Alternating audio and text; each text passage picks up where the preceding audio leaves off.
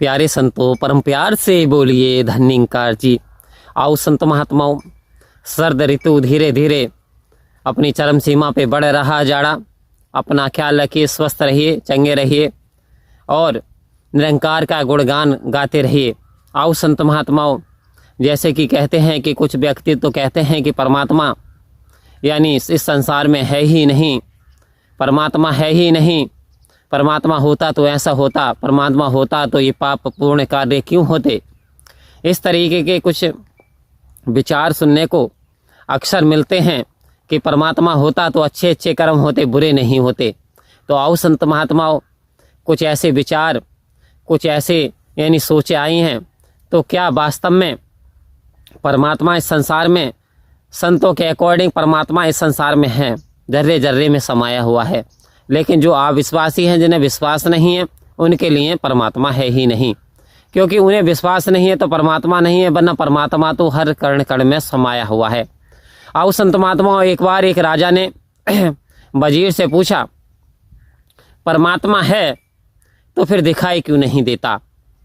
यदि आपने मेरे सवाल का जवाब नहीं दिया तो आपके पूरे परिवार को एक कोलू में पिरवा दिया जाएगा। आओ संत महात्माओं, ये जो वजीर ने मनन किया, चिंतन किया और ये भयभीत होकर के सोचा, अपनी बीवी से कहा कि यहाँ से चलने में औसत है, क्योंकि वो जानते नहीं थे कि परमात्मा है। तो उनका एक बेटा था, बेटे से बाप ने हाल बताया कि बेटा ऐसे ऐसे हमें जल्दी निकलना है। राजा ने पूछा है परमात्मा है तो फिर दिखाई क्यों नहीं देता। तो बोले पिताजी घबराने की ज़रूरत नहीं, मैं इस प्रश्न का जवाब दूंगा, कह देना राजा से। उन्होंने कहा राजा कल आपके प्रश्न का जवाब मेरा बेटा देगा। आओ संत महात्माओं, जब बेटा दरबार में आया और दरबार में उसने प्रणाम किया तो राजा ने कहा बेटा बताओ कि परमात्मा इस संसार में है तो फिर दिखाई क्यों नहीं देता। लड़का मुस्कुराया, बोले ठीक है आपकी बात, दिखाई भी देगा। आओ संत महात्माओं, उस बच्चे ने दूध मंगवाया। उसने कहा 5 लीटर दूध लेकर के आओ। दूध लेकर के फिर कहता कि हांडी लेकर के आओ। हांडी में उस दूध को रखवाया और गर्म कराया गया। गर्म करा के उस दूध का जो है रखवा दिया गया। उस दूध का बन गया दही।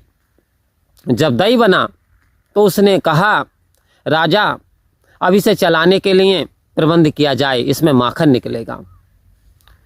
बच्चे ने राजा से कहा, राजा ने तुरंत कहा, अधिकारियों से वहाँ प्रबंध करा दिया गया।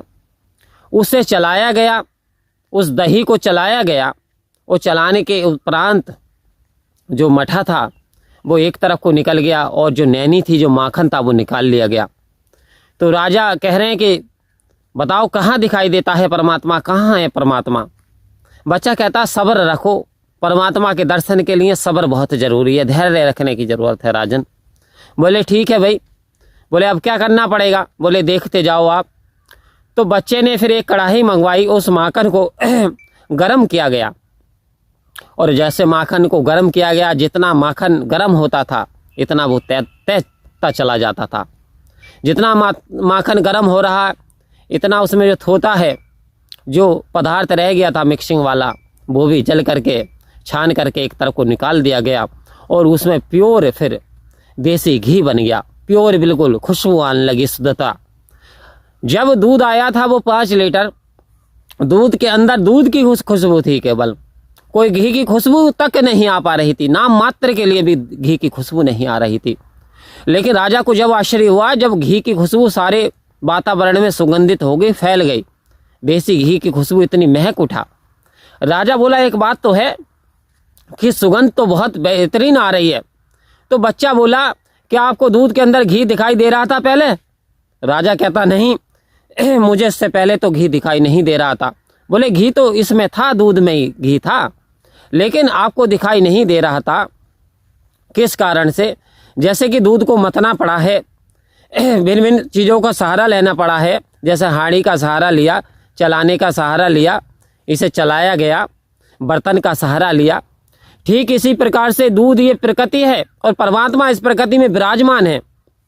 लेकिन जब तक सतगुरु का सहारा नहीं लिया जाता, जब तक सतगुरु के चरणों में नहीं जाया जाता, जब तक इंसान के हिस्से में सेवा सत्संग सुमरण नहीं आता, जब तक संतों का साथ नहीं करता, वास्तव में उसे परमात्मा दिखाई नहीं देता, उसे प्रकृति दिखाई देती है। उसे दूध की खुशबू आती है, प्रकृति की खुशबू आती है, जबकि प्रकृति के जर्रे जर्रे में परमात्मा विराजमान है। निकट हो तो सूजत नहीं, दीर्घ दीर्घ ऐसी जिंद, और तुलसी इस संसार को भयो मोतिया बिंद। आओ संत महात्माओं, तुलसीदास जी ने प्रमाणित कर दिया कि संसार को मोतिया बिंद से ग्रसित हो गया, बहुत करीब है, लेकिन एहसास नहीं होता। क्यों नहीं होता? क्योंकि आंख पे पर्दा पड़ा हुआ है माया का। जिस दिन सतगुरु की कृपा से ये माया का पर्दा हट जाता है, उस दिन हमें इस निरंकार पार ब्रह्म परमात्मा के दर्शन हो जाते हैं। तो आओ संत महात्माओं, परमात्मा कण कण में जर्रे जर्रे में विराजमान है। बस हमें जरूरत है अपने समय के सदगुरु के पास जाने की। सदगुरु पर्दा हटा देते हैं और भगवान के स्वयं ये दर्शन करा देते हैं। परम प्यार से कहिए धन्यकार जी।